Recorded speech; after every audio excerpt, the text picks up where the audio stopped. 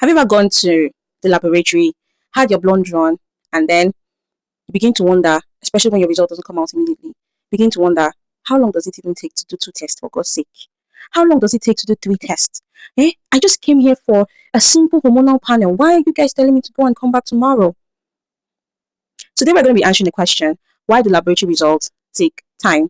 Hi, welcome to Beyond the Lab with Scientist D. Here we simplify health, public health, laboratory diagnostics, and explain everything that happens beyond the laboratory. I'm Scientist D, your host, and I'm so excited to see you here today. We're going to be discussing a very common topic, something that, hey, if you've ever been to the laboratory, I'm almost sure you must have encountered it once in your lifetime, or even multiple times. Why is my result not ready? That question, we're going to be answering it today. Now, the first thing to answer this question, the first thing we're going to establish is that not all lab tests are the same. I just want us to put that out there. I want us to get it all out. Not all lab tests are the same. The timing I would use to do a malaria test is not going to be the same time I'm going to use for a hormonal test or a complete blood count test. So the timing for different tests are there because not all lab tests are the same. A malaria test can come out in 40 minutes, 1 hour max. Of course, different timings for different laboratories, but 40 minutes at least is obtainable, 1 hour is obtainable, and a hormonal test can come out in 24 hours, 48 hours, sometimes even 72 hours. Yes, and there are reasons for this. There are many reasons actually for this. So the first thing is that not all lab tests are tested or treated the same way. And so what happens? We have to explain this. We have to start from what happens when we take your samples. So timing starts from sample collection. Here, where we take the samples, right? That's where the timing starts from. We call it turnaround time. And so we take your samples. Samples have to be taken properly. They have to be taken correctly. They have to be taken in the accurate bottles. And for most people, the time at which you can get their veins is not so easy like that. That also plays a major factor, the timing for the sample being collected. And then after it is being collected, we go over to sample processing. And there are many things that happens when samples are being processed. For some, you have to keep the blood. You know that bottle we collect the blood, right? Yes. Some you have to keep it to the clot. Clotting means when something congeals, you have to keep it to the clot. And that's for people who have blood issues, might take time, right? And so the clotting is there. The centrifugation is there. For some, you have to separate the plasma from the blood cells or the serum from the blood cells. That is also a factor. Some you have to do some staining procedures. That is also a factor. And some other techniques. So yes, the second thing is the sample processing time. And then after the sample processing time, we go over to your laboratory analysis. That is where the main tests happen. Like I said, the way I treat malaria test is not the same way I treat hormonal test. It's not the same way you do your molecular testing. That one is another thing entirely. You understand? So there are different timing for each of these tests. There are many things that goes on during the laboratory analysis phase. We use machines. There are machines who give out results per the test of reference in a faster time. And there are those who might take 2 hours to run a particular test, 1 hour to run a particular test. Now, these things are not done intentionally. There are so many things that, of course, there are medical jargons if I'm telling them to you.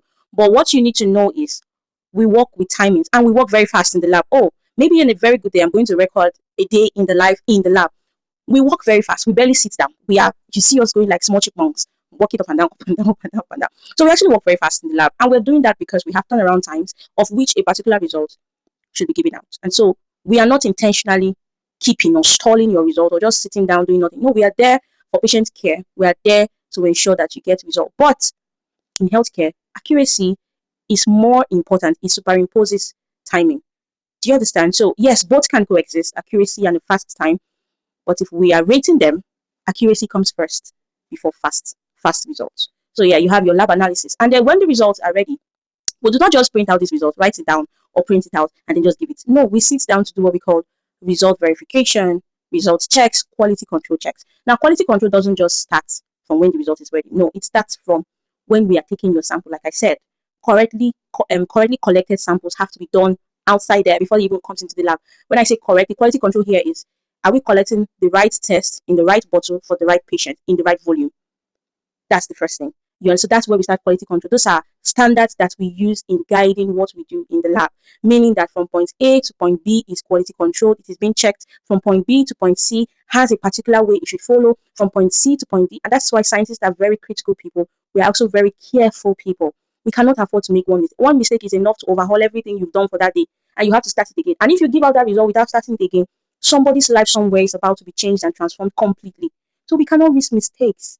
We cannot. And so these quality controls are in check. So after the result is released, we have to check, okay, if you came from a doctor, for example, what's your doctor querying? Why did he send you to us? Let's say he was querying cancer, or he was querying, he was suspecting that this person has a liver problem, but we are not seeing anything there. Then we have to check, is the diagnosis correlating to what this doctor is questioning?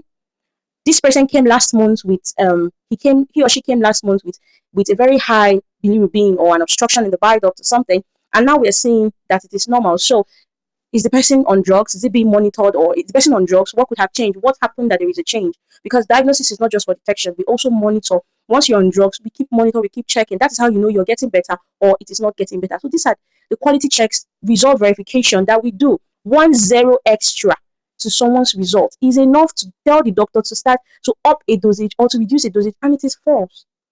And so these are what we do before we can release results. This is not even everything. This is just a snippet, just for you to understand what I mean in terms of why results takes time.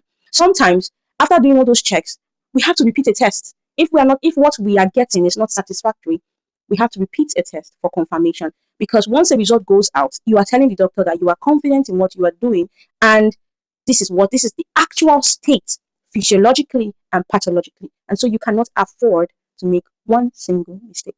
Like I said before, accuracy is what is important to us. It's our watchword. It's what we live by. Your results have to be accurate. It has to be reliable. It has to be producible. In that, if you take a test here in Nigeria, and in that same day, with all factors being the same, you take that test in the UK, you shouldn't be seeing so much difference. Of course, there will be some disparities, but not enough to influence a health decision. So if that is the case, then you know that one of the countries actually made a mistake.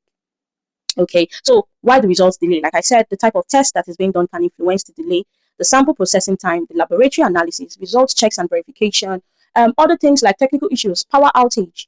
You know, we have to be realistic here. There are some labs that, in some countries, that have administrative issues. So power outage, sending results to referral laboratory. Sometimes you have repetition of testing, like I said, for confirmation. These are the things that can influence. Another reason why we Let me tell you another reason why we repeat test. A patient can come in now for fasting blood sugar. And this patient, or lipid, that's cholesterol test, and you told this patient to fast before coming, right? And then the patient came in, didn't fast, and the triglyceride is hitting the roof very high, or the sugar is, but this patient is supposed to be fasting. Meanwhile, the patient did not fast. And by the time you repeat it and repeat it, you see that this is actually the true state. You give it out. It is now in the consultation room. You now get to find out that truly this patient did not fast. So sometimes even the patients make the work difficult for us because we have to be sure. Like I said, we are very critical people, critical to decimal points. Do you understand? So these are actually the reasons that can influence your results being delayed. So like I said, or from what I've said in this video, medical laboratory scientists are professionals that are dedicated to our patients. We are asked to give accurate, reliable, reproducible results, and we'll do that by every means necessary. A delay in your results, it's not intentional. It is because of the processes that are needed to achieve our end goal, which is your care, and patient management.